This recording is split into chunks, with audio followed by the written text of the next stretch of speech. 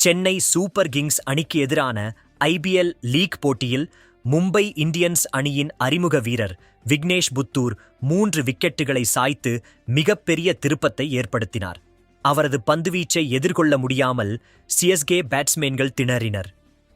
இதையடுத்து யார் இந்த விக்னேஷ் புத்தூர் என்ற ரசிகர்கள் தேடத் துவங்கினர். விக்னேஷ் புத்தூர் 23 வயதான இடது கை லெக் ஸ்பின்னர் ஆவார். இவர் கேரளாவின் மலப்புரம் என்ற பகுதியைச் சேர்ந்தவர். இவர் மிகச்சில தொழில்முறை கிரிக்கெட் போட்டிகளிலேயே விளையாடியிருக்கிறார். இன்னும் மாநில அணிக்காக கூட விளையாடவில்லை என்பது குறிப்பிடத்தக்கது. இவர் அண்டர் 14 மற்றும் அண்டர் 19 அளவிலேயே கேரளாவுக்காக ஆடினார். அதன்பின் கேரளா கிரிக்கெட் லீக் எனும் தொடரில் 3 போட்டிகளில் மட்டும் ஆடியிருக்கிறார். தமிழ்நாடு பிரீமியர் லீக் தொடரில் சில போட்டிகளில் விளையாடியிருக்கிறார். இதில் ஆச்சரியம் என்னவெனில், அவர் முதலில் மிதவேக பந்துவீச்சாளராகவும் சாதாரண சுழற் பந்துவீச்சாளராகவும் இருந்தார். அதன் பின்னர் லெக் ஸ்பின்னராக மாறினார். அவருக்கு இன்னும் சைனாமேன் பவுலிங் எப்படி வீசுவது என்பதும் தெரியாது என்பது குறிப்பிடத்தக்கது. இன்னும் முழுமை பெறாத ஒரு லெக் ஸ்பின்னர் தான் விக்னேஷ் புத்தூர்.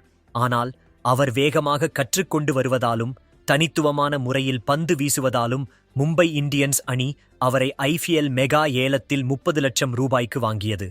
சென்னை சூப்பர் கிங்ஸ் அணிக்கு எதிரான போட்டியின் போது ரோஹித் சர்மாவுக்கு பதிலாக அவரை இம்பாக்ட் வீரராக தேர்வு செய்தது மும்பை இந்தியன்ஸ் அணி. இந்த போட்டியில் சிஎஸ்கே அணிக்கு 146 ரன்கள் என்ற வெற்றி இலக்கு நிர்ணயம் செய்யப்பட்டிருந்தது. முதல் 7 ஓவர்களில் சிஎஸ்கே அணி அதிரடியாக ஆடி ஒரு விக்கெட் இழப்பிற்கு 74 ரன்கள் எடுத்திருந்தது. 8வது ஓவரில் விக்னேஷ் புத்தூர் பந்து வீச வந்தார். அவர் அரை சதம் அடித்திருந்த சிஎஸ்கே அணியின் கேப்டன் ருதுராஜ் கெய்க்வாட் விக்கெட்டை அந்த ஓவரில் வீழ்த்தினார்.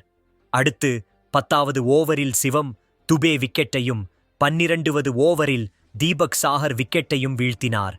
இதையடுத்து சிஎஸ்கே அணி 4 விக்கெட்டுகளை இழந்து திணறத் தொடங்கியது. விக்னேஷ் புத்தூர் தான் வீசிய முதல் 3 ஓவர்களில் 17 ரன்களை மட்டுமே விட்டுக் கொடுத்து 3 விக்கெட்டுகளை சாய்த்தார். அதிக அனுபவமில்லாத முழுமை பெறாத ஒரு பந்துவீச்சாளரிடம் சிஎஸ்கே அணி தடுமாறியது மிகப்பெரும் வியப்பை ஏற்படுத்தியது.